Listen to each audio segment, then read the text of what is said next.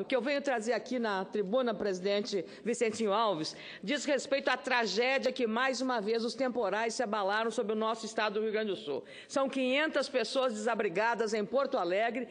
O prédio do Palácio da Polícia, que no coração da cidade, ali na Avenida Ipiranga, próximo ao famoso Arroio de Lúvio, desmoronou o barranco, uma situação perigosa. A Defesa Civil já está trabalhando, o Departamento Estadual Municipal de Águas Pluviais está ali, esgotos também trabalhando, e nós hoje tivemos do Ministério da Integração Nacional, diante da gravidade desse temporal, que pegou não só o Rio Grande do Sul, Porto Alegre e as cidades da região metropolitana. Novo Hamburgo está com 200 pessoas desabrigadas e a situação é calamitosa também.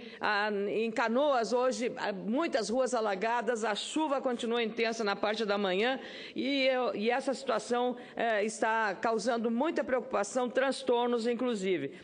Muitas prefeituras tiveram que improvisar alojamentos em ginásios e igrejas para abrigar as famílias atingidas pela forte chuva e pelo forte temporal. A energia elétrica em muitas cidades precisou ser cortada para evitar curto-circuito. Os danos na rede por causa da tempestade deixaram sem luz cidades gaúchas de Taquara, Nova Prata, Três Passos, Frederico Westphalen e Palmeira das Missões. Em Santo Ângelo, lá na região missioneira, houve queda de granizo. Os bombeiros da cidade disseram que pedras enormes atingiram telhados das residências. Em Santa Maria, na região central, telhados de lojas voaram, atingindo inclusive a Câmara de Vereadores e gerando alagamentos. Em Cachoeira do Sul, famílias também precisaram deixar as suas casas, muitas delas já interditadas, essas residências, pela Defesa Civil. Um ônibus com 20 passageiros ficou submerso por causa do excesso de chuvas e dos fortes ventos. Os prejuízos são muitos e se acumulam em toda a região sul. No Paraná, tornados também,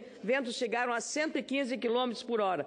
Mais de 50 pessoas ficaram feridas por conta desse desastre climático. A Defesa Civil Estadual calcula que, até o momento, o número de pessoas atingidas pela chuva no Paraná passa de 13 mil, maior, portanto, do que no Rio Grande do Sul, em 36 municípios daquele estado. Muitas escolas também foram atingidas. No oeste e na Serra de Santa Catarina, nosso vizinho estado ali do Rio Grande do Sul, também a situação é crítica, com alagamentos e destelhamentos. Muitas estradas catarinenses foram obstruídas por causa da queda de árvores. A cidade catarinense de Concórdia ficou com a área central completamente alagada porque uma barragem do Parque de Exposições transbordou. O Ministério da Integração Nacional, a pedido do meu gabinete, informou que a situação de emergência ou estado de calamidade pública só são declarados mediante decreto do prefeito ou do governador, no caso do estado. Caso haja necessidade de reconstrução das áreas atingidas, o atendimento de urgência temporário, como assistência às vítimas ou restabelecimento dos serviços essenciais,